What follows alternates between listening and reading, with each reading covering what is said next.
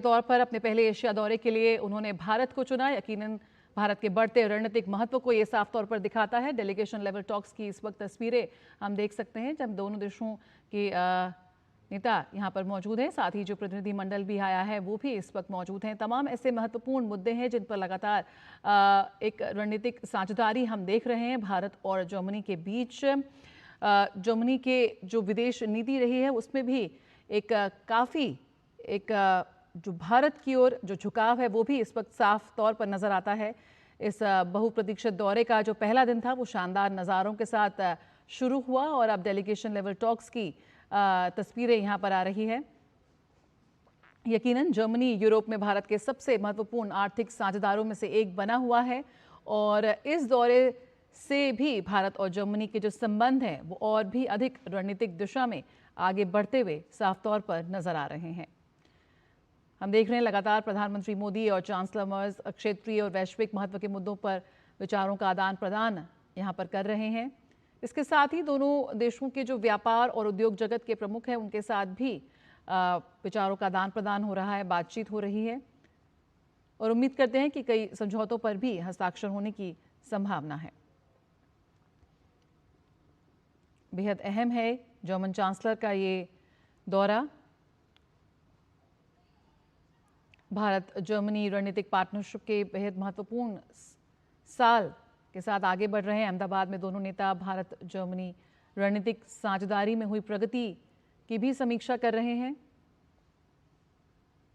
दोनों नेताओं के बीच चर्चा व्यापार, निवेश, टेक्नोलॉजी, शिक्षा, कौशल विकास और आवागमन में कैसे सहयोग को और बढ़ाया जा सकता है, कैसे और अधिक मजबूत किया जा सकता है, उस पर केंद्रित है। विभिन्न क्षेत्रों की बात करें तो रक्षा, सुरक्षा, विज्ञान, इनोवेशन और रिसर्च, हरित और सतत विकास और दोनों देशों के लोगों के बीच भी संबंधों के जो महत्वपूर्ण क्षेत्र हैं उनमें कैसे सहयोग को आगे बढ़ाया जा सकता है, उस पर भी दोनों देश अपना ध्यान केंद्रित कर रहे हैं। भारत जर्मनी द्विपक्षीय संबंध अब तक के अपने सर्वोच्चतम स्तर पर है और हाल ही में ये बात कही है भारत में जर्मनी के राजदूत फिलिप एंकरमैन ने। बीते वर्षों में दोनों देशों की जो रणनीतिक साझेदारी है वो लगातार मजबूत हुई है और रक्षा और सुरक्षा क्षेत्रों में सहयोग को भविष्य की अहम धुरी माना जा रहा है। जर्मनी के लिए भारत एक प्रमुख रणनीतिक साझेदार है और रक्षा क्षेत्र में इसकी भूमिका लगातार बढ़ी है।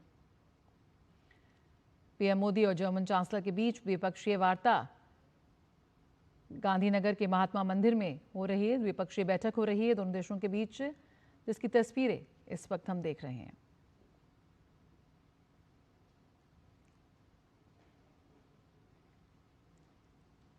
हाल के वर्षों में हमने देखा भारतीय सशस्त्र बलों के साथ जर्मनी की बढ़ती भागीदारी और दोनों देशों के बीच जो संयुक्त सैन्य अभ्यासों में सहयोग और सहभागिता में भी बढ़ोतरी हुई है।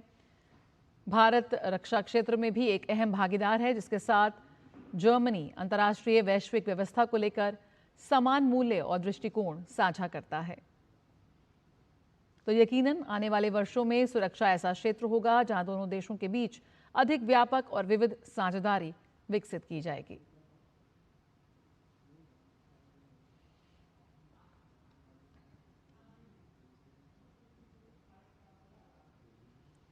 यकीनन ये यात्रा बेहद अहम है। द्विपक्षीय साझेदारी को और भी मजबूती इससे मिल रही है।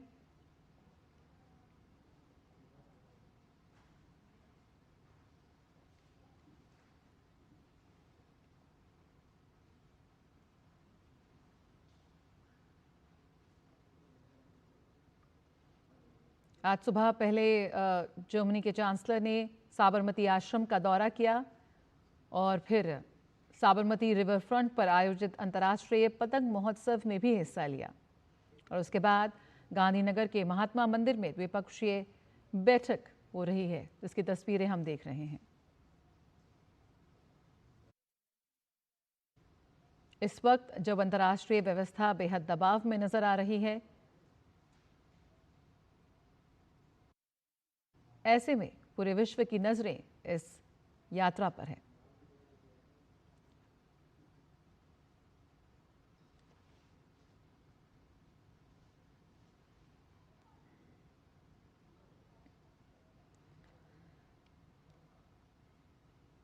और इस वक्त हमारे साथ फोन लाइन पर हमारे संवाददाता अमृतपाल सिंह मौजूद हैं। अमृतपाल, हम देख रहे हैं तस्वीरों में दोनों देशों के बीच द्विपक्षीय बैठक हो रही है। तमाम अहम मुद्दे हैं जिन पर दोनों देश इस वक्त अपने विचारों का आदान प्रदान कर रहे हैं। डेलीगेशन लेवल टॉक्स हो रहे हैं। क्या कुछ अपडेट, क्या कुछ जानकारी इस वक्त साझा करना चाहेंगे आप?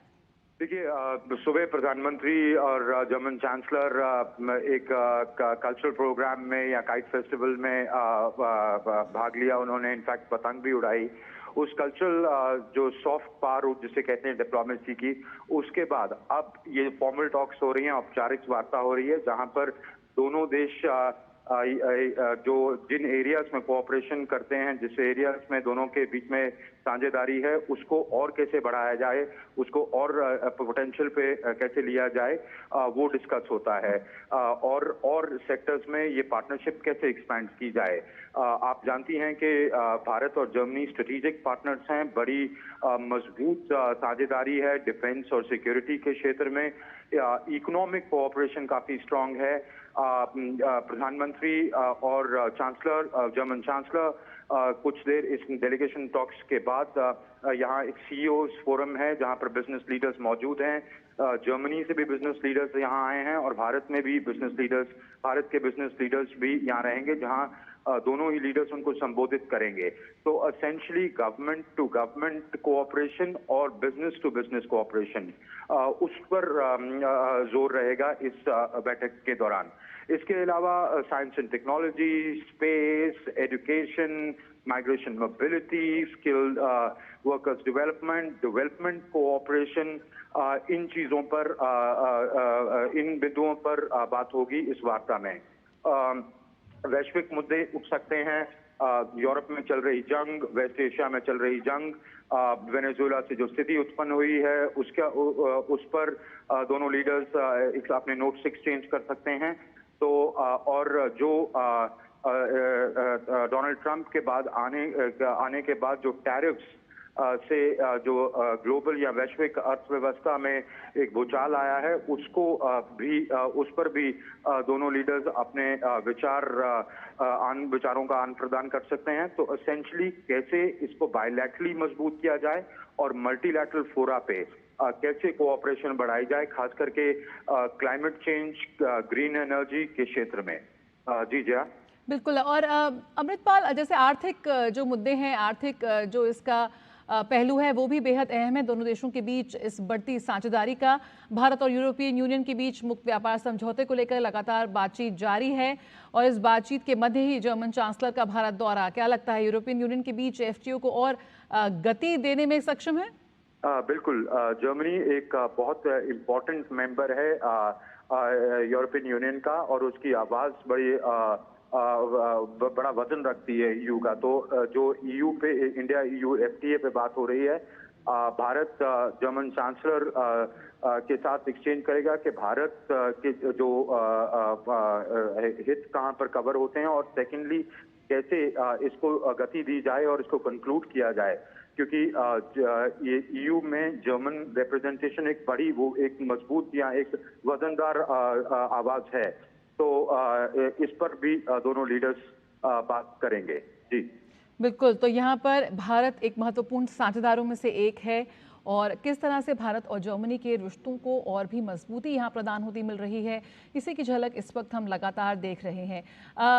अमृतपाल, लगातार हम बात करें कैसे दोनों देशों के बीच और जो संपर्क है, आम जनता के बीच संपर्क हो, जैसे अहम क्षेत्रों में भी सहयोग को और आगे बढ़ाने पर चर्चा हो रही है।